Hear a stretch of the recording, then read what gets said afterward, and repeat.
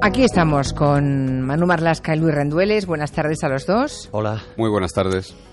Un tráiler de una supuesta película sobre el profeta Mahoma y unas caricaturas publicadas en una revista francesa han costado ya cientos de vidas. Hoy en el Territorio Negro, Luis y Manu van a hablarnos de cómo se potencia y cómo se difunde esta ira entre creyentes musulmanes, pero también de la amenaza, ¿no? De la clase de amenaza que se cierne sobre nuestro país y lo muy difícil que resulta siempre combatirla. Seguramente es de las más complejas, ¿no? para ser abordada por la justicia.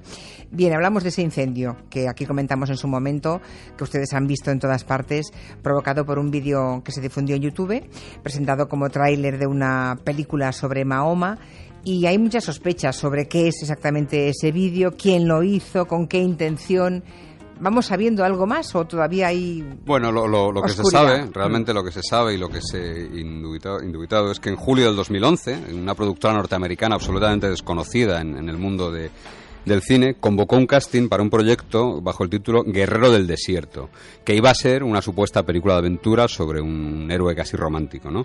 El rodaje se llevó a cabo de manera de lo más cutre, casi todo está grabado en un plató, ante un croma, que es un fondo de color sobre el que luego se incrustan unas imágenes de manera digital. O sea que incluso esa película, la genuina, supuestamente Guerrero del Desierto, se llega a rodar. ¿Qué más se sabe de ella? Este verano un usuario de YouTube colgó un vídeo de unos 14 minutos titulado Inocencia de los musulmanes, tráiler de la película de Mahoma. Y en ese corto, en ese tráiler, que es un bodrio que no llegaría ni a una producción de serie B, ¿sí? Se presenta al profeta Mahoma como un imbécil completo, además de como un asesino. Bien, o sea, un bodrio que llega el pasado verano hasta la red, digamos. ¿Y de ahí cómo pasa a provocar todo este incendio mundial que ha generado? Bueno, pues alguien el pasado mes de julio subtitula ese vídeo en árabe y los grupos islamistas que operan en Internet y que son muy activos lo localizan y empiezan a alertar de su existencia a todas las redes islamistas y yihadistas del mundo. Mientras tanto, en Estados Unidos, el país del que surge ese vídeo, se descubre que el responsable del subproducto del tráiler por lo menos, se hacía llamar, y no es broma, Sam Basile, y se llama en realidad Nakula. Nakula, ¿y quién es este tío? Es un cristiano copto, que es la rama cristiana procedente de Egipto, que algunos quedan en Egipto todavía. Un cristiano copto, vive en California, en Estados Unidos, tiene antecedentes por fraude. Él dijo ser de origen israelí y aseguró que había recaudado $5 millones de capital judío para la película. Es un personaje bastante oscuro. Desde luego, porque todo parece coordinado en esta historia, ¿no? Muy raro. Sí, en primer lugar no es un vídeo inocente, ni mucho menos, ¿eh? No es simplemente un... No, está hecho para provocar, está ¿no? hecho para hacer mucho daño y para provocar, ¿no? Hay una escena, por ejemplo, que se puede ver en el tráiler, que sigue en la red, por cierto, ¿eh? Hay una escena que se ve a dos mujeres que persiguen a Mahoma y le golpean con sus zapatos, que todos sabemos que es un signo de reproche y de condena al mundo musulmán, ¿no? Recordemos ese hombre que le tiró a Erdogan un zapato aquí en España. Aparece en otra escena el profeta practicándole un cunilingus a una mujer y se insinúa además que el profeta Mahoma es homosexual y que abusa de menores de edad. Igual que estaba planificado el vídeo para una reacción determinada, también fue muy planificado, muy coordinado el ataque que sufrió la embajada de Estados Unidos en Benghazi, en Libia. La primera, digamos. La primera, que costó la vida al embajador americano, a Chris Stevens, y a dos Navy Seals, dos marines. Se produjo una fecha tan señalada como el 11 de septiembre y todo parece indicar que entre la multitud que protestaba, digamos, espontáneamente por ese vídeo, se coló un comando de Al-Qaeda de manera poco improvisada, ¿no? En mitad del gentío atacaron con cohetes la embajada americana y posteriormente el convoy en el que trataba de escapar el embajador. O sea que el vídeo podría ser solamente una excusa para provocar ese ataque, ¿no? Bueno, al menos en Libia. Así lo creen, claro, así lo creen y así lo están investigando ahora mismo las autoridades norteamericanas, ¿no? Que investigan incluso si todo estaba, digamos, preconstituido, ¿no? Si la difusión del vídeo no sería parte de una estrategia de los grupos radicales, de los grupos islamistas. De ellos mismos, claro, para buscar un pretexto. Eso es. En cualquier caso, como tantas otras veces, la reacción de estos grupos radicales, del salafismo y del yihadismo, es absolutamente desproporcionada, ¿no? La publicación de las caricaturas de Mahoma la semana pasada en Charlie Hebdo, la revista satírica francesa, pues ha vuelto a avivar un fuego que se torna siempre y que se vuelve siempre muy peligroso. Sí, porque esa revista, recordemos que ya fue atacada, ha vuelto a lanzar ahora un número especial sobre Mahoma y el integrismo. No sé si son ofensivas las caricaturas que hacen en la revista francesa. No llegan a la altura del vídeo, pero algunas sí son muy duras, ¿eh? Se dibuja, por ejemplo, en una de ellas a Mahoma con el cuerpo desnudo, especialmente el culo, que sería de Brigitte Bardot, mientras le observa con cara de espanto el director Jean-Luc Godard. También se dibuja a Mahoma con una estrella en su culo en posición sexual. Se insinúa que tuvo relaciones con una prostituta de 9 años. Otras caricaturas son simplemente oportunistas y pueden tener su gracia, como la que saca un topless de Mahoma como portada de la revista francesa que ha publicado el de la princesa Kate de Inglaterra. Yeah. Y las hay más ingeniosas, como aquella en que una madre con cara de espanto dice ante un chaval con un aire bastante lerdo: no fuma, no bebe, no toma drogas, no practica sexo, mi hijo es salafista. Ninguna justifica desde luego nada de lo que está pasando, pero hombre, habría que plantearse qué hubiese pasado aquí si se hace una película sobre Jesucristo o sobre Escrivá de Balaguer, por ejemplo, travestidos o que practiquen el cunilingus a una mujer, ¿no?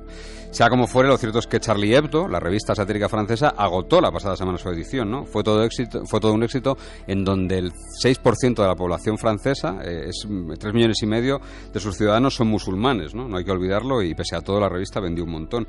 Y no es la primera vez, desde luego, que después de una sátira de este tipo ha corrido la sangre. No, hombre, recordemos el caso de las caricaturas en aquel periódico danés, ¿verdad? O la película del director holandés Theo van Gogh. Sí, en 2005 las caricaturas sobre Mahoma que aparecieron en el diario danés Jyllands-Posten estuvieron a punto de costarle la vida a uno de sus autores, a Kurt Westergaard, que se libró de un ataque en su casa y de un plan terrorista para acabar con su vida, ¿no? Y peor suerte corrió Theo van Gogh, el autor y director de un cortometraje que se llamaba Sumisión, que tenía guión de Ayaan Hirsi Ali, esa mujer sobre la que también pesa ahora una condena de muerte por parte de los islamistas radicales, ¿no? Y que continuamente ya está denunciando el trato que la religión musulmana da a la mujer. Oye, ¿y qué se veía en la película, bueno, la que le costó la vida al bisnieto del pintor Van Gogh y que condenó a una perpetua huida a Hirsi Ali? Pues Sumisión es un cortometraje, se emitió en la televisión holandesa en el año 2004. La película lo que se puede ver es a 4 mujeres, que son 4 mujeres maltratadas, se le ve durante todo el metraje del corto, se las ve semidesnudas y en sus cuerpos aparecen tatuados pasajes del Corán que son denigrantes para las mujeres. La emisión de este cortometraje provocó la ira de los integristas musulmanes que amenazaron a Hirsi Ali y a Van Gogh. Y apenas 4 meses después de la emisión del cortometraje, el director, mientras pasaba en bicicleta por Ámsterdam, murió asesinado por un marroquí, por Mohamed Bouyeri, que le disparó, le degolló y le dejó clavado en el pecho con un cuchillo una nota en la que amenazaba a Ayaan y a todos los infieles. Bueno, este Bouyeri, el asesino de Van Gogh, digamos, era lo que se conoce como un lobo solitario, o sea, alguien que actuó de motu propio, sin ninguna vinculación con organizaciones terroristas, como Merah, el hombre que mató a varios militares y niños judíos en Francia a principios de este año, ¿o no? En principio sí, fue juzgado en solitario en Holanda, fue condenado a cadena perpetua, que está cumpliendo, pero los servicios de información de países occidentales, entre ellos los españoles, creen que pertenece a la secta Takfir wal Hijra, que significa anatema y exilio, y es la rama más radical del yihadismo, la más violenta, y tiene cierta implantación en España, donde, por ejemplo, fueron detenidos varios islamistas relacionados con Bouyeri. O sea, ¿había una conexión española en el crimen de Van Gogh? El Juzgado Central 5 de la Audiencia Nacional investigó estas conexiones. Miembros de una célula que fue desarticulada cuando planeaba volar la Audiencia Nacional, liderada por Mohamed Akraf, había mantenido contactos con Bouyeri, y la policía además registró 2 casas, una en Paterna, en Valencia, y otra en Fuengirola, en Málaga, donde habían residido 2 hermanos chechenos que estaban relacionados con el asesino de Van Gogh. Y todos estos pertenecían a esa misma secta, la anatema y exilio, habéis dicho, ¿no? Sí, el Takfir es la rama más radical del Islam, ¿no? Permite incluso que a sus miembros que engañen, que simulen ser lo que no son, que pequen, en teoría, ¿no? Los autores de los atentados del 11 de septiembre en Estados Unidos y algunos de los de aquí del 11 de marzo de 2004 seguían esa doctrina que permite a los acólitos beber alcohol, ir con mujeres, incluso con prostitutas, delinquir, traficar con drogas, vestir a la manera occidental, siempre y cuando sea con el fin de pasar desapercibidos para después golpear más duro a lo que ellos llaman los infieles, que son todos los demás que no comulgan con su credo, ¿no? Ya. Oye, ¿y estos, cómo se llama? ¿Takfires o takfiríes? ¿Cómo es? Las dos valen. Takfiríes, bueno. Sí. Vale, pueden también usar las últimas tecnologías, ¿no? No solamente pueden vivir en pecados, sino también usar las últimas tecnologías. Sí, no son AIMIS, sino que los integristas islámicos tienen hoy Internet como un vehículo principal de adoctrinamiento y de educación o de mala educación, ¿no? Los asesinos del 11 de marzo, por ejemplo, tenían imágenes de atentados y textos de discursos de los imanes más radicales de todo el mundo, desde Ibn Taymiyya, que es, digamos, el padre del salafismo, un filósofo del siglo XIII del mundo musulmán, hasta Abdullah Azzam, que fue el mentor de Osama Bin Laden. Y también tenían, gracias a Internet, una serie de documentos que llamaron cadena de preparativos para la lucha, donde se les enseñaba a hacer explosivos en casa, por ejemplo, ¿no? Todo corre como la pólvora en ese mundo mundo en Internet. Y, por ejemplo, una cita del Corán que utilizaba el tunecino, uno de los asesinos de Atocha, que era: matadlos donde quiera que los encontréis y expulsadlos de donde os hayan expulsado. Eso fue en 2004, cuando, en fin, está grabada esa fecha en la memoria de todos, lo que ocurrió en Atocha. Imagino que 8 años después la cosa seguirá igual, o peor, no sé. Pues sí, además ahora se han perfeccionado, ¿no? Ahora hay una revista digital que se llama Inspire, que tiene edición en árabe y en inglés, que es una revista muy cuidada, perfectamente maquetada, editada con todo detalle, con todo mimo, que es prácticamente hoy la Biblia del salafismo. En ella hay doctrina, hay manuales para manejar armas, para fabricar venenos, para confeccionar explosivos, y hay consejos sobre la mejor manera de hacer daño a eso que ellos llaman los infieles, ¿no? Y que es el resto del planeta. En el último número, por ejemplo, se animaba a quemar bosques de los países. ¿Quemar bosques? Sí, porque decían que hacía mucho daño a la economía, que provocaban mucho un daño brutal a las economías de los países infieles, digamos, ¿no? Incluso se enseñaba a fabricar infalibles bombas incendiarias para quemar estos bosques. Bueno, y estos tipos, esta secta Takfir, que decís que participó en el 11M, en Atocha, ¿continúa implantada aquí en España? Sí, hay focos en Melilla, en Tarragona, en varios lugares de España. Es una de las grandes amenazas, uno de los grandes peligros que se ciernen sobre España, ¿no? Los takfires no llevan chilabas, ni llevan barbas largas, ni siquiera tienen que ir a las mezquitas a rezar, están liberados de esa historia, ¿no? Están aparentemente integrados en nuestro país. Recordemos el aspecto occidental de Mohamed Atta o de Yamal Amidán, el chino del 11M. Y solo dejan ver sus intenciones criminales cuando están a punto ya de pasar a la acción. Claro, y es entonces, imagino, cuando la policía o la Guardia Civil puede ir a por ellos. Pues es un momento en que están a punto de pasar a la acción. Eso es, pero esto es un gigantesco problema, que poco a poco se está intentando resolver en nuestra legislación. El terrorismo yihadista es muy, muy diferente al que estábamos acostumbrados aquí, al terrorismo etarra, ¿no? Un oficial de la Guardia Civil que ha peleado contra uno y otro terrorismo, contra los dos, nos lo explicaba muy gráficamente, ¿no? Nos decía: pensad en un estanque donde esas ideas asesinas pueden fermentar. Los etarras lo que hacen es tirar la caña en su entorno radical, que está limitado a algunos puntos de Euskadi, y algún pez joven muerde el anzuelo y le sigue, y se suma a ETA, ¿no? Basta con vigilar al de la caña. Cuando vigilas de la caña, tienes a todo el resto, ¿no? En el caso de los integristas no es así, es distinto. Hay un estanque gigantesco, no solo que está limitado a un territorio, sino que es el estanque de Internet. Y allí no hace falta caña. De pronto un pez sale a la superficie y se pone dispuesto a matar, ¿no? Gómez Bermúdez, el juez, el que juzgó a los asesinos del 11 de marzo, fue uno de los que más impulsó la reforma del Código Penal, que por fin fructificó en el año 2010, gracias a la cual ya no hacía falta que los yihadistas pasasen a la acción para poder ser detenidos, procesados y condenados aquí en España. Además escribió un estupendo libro en el que contaba, pues eso, los peligros, ¿no? Que se cierren sobre nosotros. Lo de pasar a la acción por parte de la policía, de la justicia, ¿de qué estamos hablando? ¿Y esa reforma legal en qué consistió? Se hizo hace un par de años, se intentó facilitar la labor de la policía y la Guardia Civil y se incluyó en el Código Penal como acto de colaboración terrorista, y leemos textualmente: la captación, el adoctrinamiento, el adiestramiento o la formación de terroristas. Claro. Además, se tipificó como delito la distribución de mensajes y consignas por Internet que hicieran propaganda de estas ideas yihadistas, ¿no? Y por último, se precisó qué es el delito de financiación terrorista para adaptarlo a una de las principales actividades que hay en España, que hacen en España estos grupos radicales, ¿no? Que es recaudar dinero y buscar apoyos para redes instaladas en otros países.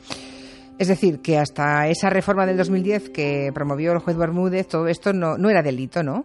Había casi que esperar a que tuviesen las bombas en las manos para poder condenarles. Y si actuaban demasiado pronto, después no había pruebas para condenarles. Eso es. Incluso con los explosivos en las manos no era nada fácil condenar a un integrista en España, ¿no? Y eso explica muchísimas resoluciones judiciales que algunos han empleado a mayor gloria de teorías conspiranoicas. Madre mía. Por ejemplo, tras los atentados del 11 de marzo del 2004, se detuvo a 120 personas, recordemos. Solo 29 de ellas se sentaron en el banquillo y solo 21 fueron condenadas. Muchos de estos absueltos, como Rabey Osman, el egipcio, o Almalá Davas, habrían sido condenados desde luego con el nuevo Código Penal, si hubiese estado ya en funcionamiento. Claro, es que hay muchas operaciones policiales que fueron presentadas en su momento como grandes golpes contra las redes yihadistas, pero que luego se fueron diluyendo cuando llegaban a los tribunales porque faltaban pruebas. Sí, la más conocida quizás sea la bautizada con bastante mala leche, el Comando Dixan, ¿no? Sí. Una operación que empezó con 23 detenidos por terrorismo, de ahí solo se pasó a 18 acusados formalmente y solo a 5 condenados, ¿no? Un máximo de 7 años, ninguno por terrorismo, sino por delitos comunes como falsificar un pasaporte, ¿no? Otro ejemplo de esta disfunción, digamos, fue la Operación Nova, en la que se detuvo a 32 personas de una célula que quería volar por los aires la Audiencia Nacional. ¿Tampoco fueron condenados los que querían volar la Audiencia Nacional? Pues de los 32 detenidos en un primer momento por la policía, 30 llegaron al banquillo de la audiencia, que condenó solo a 20 de ellos. Pero posteriormente el Tribunal Supremo ratificó la condena a 5 de ellos y empleó un argumento que es el que demolió, ese argumento lo demolió esa reforma del Código Penal del año 2010. Y leemos textualmente la sentencia del Alto Tribunal. Dice: ello no permite en un Estado democrático que garantiza los derechos de todos los ciudadanos que se pueda tipificar como actividad delictiva los desvaríos de cualquier índole que prediquen el odio al diferente. Las ideas pueden ser contagiosas, pero no por ello necesariamente delictivas, y la manifestación de la voluntad delictiva exige que el individuo haya traspasado la línea de la exaltación y la haya concretado en un acto de voluntad medible y constatable. Claro, solo que si esperamos a que traspase esa línea, podemos tener 100 muertos. Claro, esa es la gran diferencia de ese tipo de terrorismo, ¿no? Ese acto medible y constatable es lo mismo que ese pasar a la acción del que antes hablabais.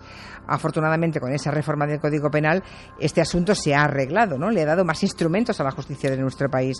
Y ya habrá algún fruto, espero, de esa reforma. Aún no ha pasado suficiente tiempo, ¿no? Pero, por ejemplo, algunos de los autores del 11M sí que habían dicho que querían volar las Torres Kio y habían hablado de cierto tipo de cosas, ¿no? Si se les hubiese prestado atención, posiblemente estaríamos en otra situación. Ten en cuenta que una investigación sobre terrorismo yihadista de la policía tarda una media de entre 1 año y medio y 2 años en cristalizar, en acabar con detenciones, ¿no? Lo que sí ha habido ya son algunos autos de prisión que tienen en cuenta la reforma legal de 2010 y que han servido para meter en la cárcel a estos terroristas. O sea, les han metido en la cárcel aunque no hayan pasado a la acción, digamos. Sí. Afortunadamente, porque nos hubiéramos enterado todos. Eso es el caso, por ejemplo, de Abdelatif Aulat Chiva, que es un marroquí residente en Cádiz, que fue detenido por la Guardia Civil en verano del 2011. Toda su actividad terrorista se desarrollaba en Internet, en la red. Era usuario de varios foros yihadistas en el que se difundían vídeos, comunicados e incluso manuales para la actividad criminal, de los que te hablábamos antes.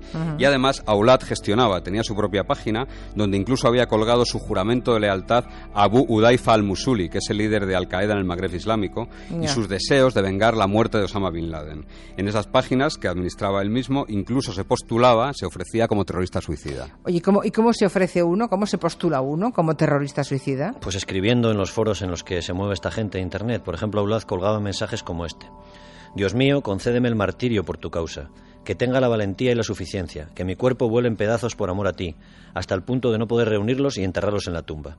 Y estos desvaríos o amenazas son contestados por la CLA, por los fans yihadistas en las mismas páginas de Internet. Y le dicen: aterrorízales, héroe, que Dios te dé suerte, terrorista. ¿Y por estos aparentes desvaríos hubo un juez que le mandó a prisión?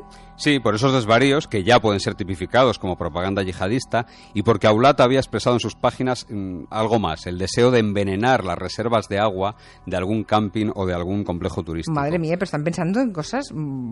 Bueno, en lo de siempre, ¿no? Eso estaba preconizado por Mustafa Sedmarian, por un terrorista español que llegó a la cúpula de Al-Qaeda. Este hombre había pedido ayuda en los foros yihadistas y otros usuarios ya le habían puesto a su disposición manuales como la Enciclopedia de los Venenos o la receta para elaborar la toxina de la botulina con la que envenenar el agua. Así que el juez mandó a prisión a Aulat y le acusó de integración en organización terrorista y en conspiración para el asesinato terrorista. El juez considera que esos foros son en sí mismos una organización terrorista, un sitio de terroristas, y nuevamente leemos textualmente que coopera e interactúa para conseguir alcanzar los objetivos generales de la yihad a través de actos de propaganda, financiación, apoyo, formación y enseñanza de técnicas y tácticas terroristas hasta llegar a la ejecución efectiva de los atentados. Bueno, nos lo preguntamos muchísimas veces, pero sobre todo desde el 2004 y el 11M, y parece que lo que contáis da la razón a quienes afirman que España, desde luego, sigue siendo a día de hoy un objetivo claro del yihadismo. Por supuesto que lo sigue siendo, claro que sí. En esas páginas yihadistas y en los discursos de los responsables de Al-Qaeda, como el doctor al-Zawahiri, que ahora está al frente de la organización, se sigue hablando de la ocupación de Ceuta y Melilla y se sigue hablando de Al-Ándalus como un territorio musulmán a recuperar, ¿no? La Fiscalía General del Estado calificaba la amenaza en su última memoria, que se publicó la semana pasada, como de riesgo elevado. Seguimos estando en riesgo elevado. Esa memoria de la Fiscalía dejaba unas cifras curiosas, ¿no? Sí, un poco desalentadoras. Muy desalentadoras, sí. De los 152 yihadistas juzgados en los últimos 5 años en España, el 43%, es decir, 65 de ellos, fueron absueltos. Y muchos de los 87 condenados lo fueron por delitos que nada tienen que ver con el terrorismo. Son cifras muy bajas, desde luego. No sé por qué, no sé si es que se está bajando la guardia en esta materia o no sé qué está ocurriendo. No, se debe, yo creo que a todos los policías, jueces y también los medios de comunicación y la propia sociedad estamos aprendiendo lo que tenemos encima, ¿no? Y ten en cuenta que muchas de esas cifras corresponden a ese antiguo Código Penal en el que no se contemplaba la reforma del 2010, ¿no?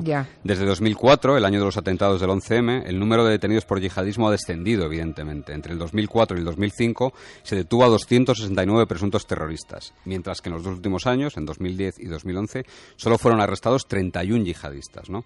Y antes te hablábamos de esa reforma del Código Penal que seguramente servirá para evitar estadísticas que sí que son preocupantes, como esta, mira. De los 495 detenidos en los últimos 7 años, solo el 25%, nada más que una cuarta parte de ellos, 152, llegaron a sentarse en el banquillo. Claro, el resto deben seguir entre nosotros. Están entre nosotros. Estamos aprendiendo. En el caso de ETA, piensa que es el 80% más o menos son los etarras que acaban en el banquillo. Eso es, solo el 20% se libran. Sí. Estamos aprendiendo todo. Y en cambio aquí es justo al revés, la proporción...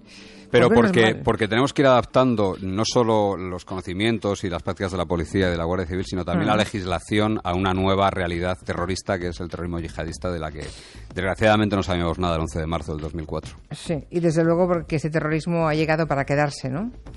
Y el mundo occidental tendrá que aprender a convivir con él, eso sí, desarrollando al máximo todas las herramientas para defendernos, ¿no?, de esa locura. Sí, que no quepa duda que si no ha pasado nada, el riesgo es elevado que mantiene la Fiscalía, es porque la Policía y la Guardia Civil muchas veces han actuado, lo que ellos dicen, de manera preventiva, a sabiendas probablemente de que luego no iban a llegar a un juicio, pero bueno, desarbolando alguna posible conspiración. Claro, es que en este caso más vale prevenir, aunque no haya pruebas para condenar, pero evitar una matanza que no lo contrario, ¿no? Poder condenarles, pero con X decenas de muertos enterrados. En fin, un tema realmente inquietante que no hace más que crecer. Oye, antes de iros, ¿tenéis alguna idea del apagón de Vallecas, vosotros? Porque a través de Twitter he leído que habían detenido a un empleado. ¿Es verdad? ¿No es verdad? La investigación la está llevando a cabo la Brigada Provincial de Información de la Policía, del Cuerpo Nacional de Policía en Madrid. Entonces, lo que sí que puede ser es que hayan llamado a declarar, evidentemente, a varios empleados, pero justo antes de entrar, como ya te vamos conociendo, hemos hecho una gestión, hemos hecho un par de llamadas. Vale. Y hemos preguntado expresamente si había algún detenido. Se habían dicho que no, que a fecha de ahora no hay ningún detenido. Probablemente la confusión venga porque sí que se debe estar llamando a declarar, evidentemente, a todos los empleados que puedan tener acceso a esos lugares donde se ha hecho el sabotaje. Bien. Bueno, pues entonces seguimos esperando a ver qué nos contáis. Seguro que cuando tengáis todo el relato completo de lo que ocurrió, haremos unas risas aquí, por decir algo, ¿eh? Ya ha pasado el... Territorio merengue. O territorio vallecano, no empecemos.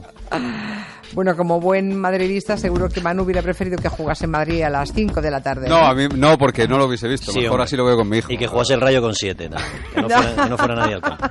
Que no soy mouriñista, soy madridista, pero no mouriñista, Luis. Bueno, vamos a 5 puntos ya, ¿no? O a 8. ¿Cuántos llevamos? A 11, vais a 11. Vamos a 11 puntos. Sí. Me quedé en los 5 yo. Uy, a 11. Bueno, tranquilo, que se le puede dar la vuelta. Adiós. Adiós. Son casi las 6, 5 en Canarias, tiempo de noticias, y a la vuelta el gabinete. En Onda Cero, Julia en la Onda.